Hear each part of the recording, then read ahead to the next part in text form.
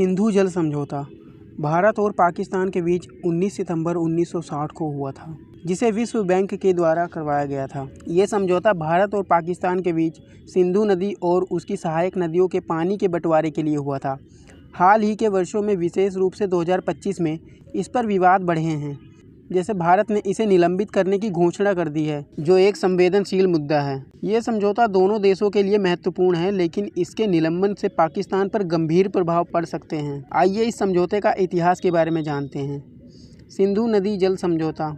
सिंधु जल समझौता 1960 में भारत के समकालीन प्रधानमंत्री जवाहरलाल नेहरू और पाकिस्तान के तत्कालीन राष्ट्रपति अयूब खान द्वारा हस्ताक्षरित हुआ था, जिसका उद्देश्य था पानी के बंटवारे से संबंधित विवादों को हल करना। यह समझौता अब तक 2 युद्धों 1965 और 1971 को झेल चुका है और अंतर्राष्ट्रीय जल प्रबंधन का एक मॉडल माना जाता है।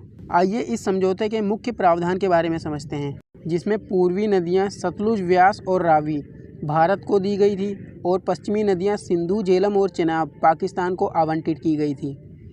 भारत को पूर्वी नदियों को उपयोग करने का अधिकार है, जबकि पश्चिमी नदियों के जल को पाकिस्तान के द्वारा उपयोग करने का अधिकार है। पाकिस्तान की पश्चिमी नदियों द्वारा पाकिस्तान की सिंचाई का लगभग 80% और विद्युत आपूर्ति का लगभग 33% पूरा किया जाता है। परंतु भारत ने हाल ही के कुछ घटनाओं में, जैसे कि 22 अप्रैल 2025 को कश्मीर में आतंकवादी हमले के बाद, इस समझौते को सस्पेंड कर दिया है, जो अब तक पहली बार है।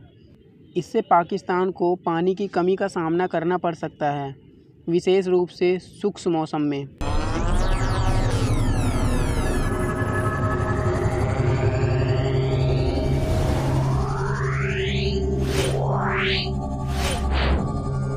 Yeah.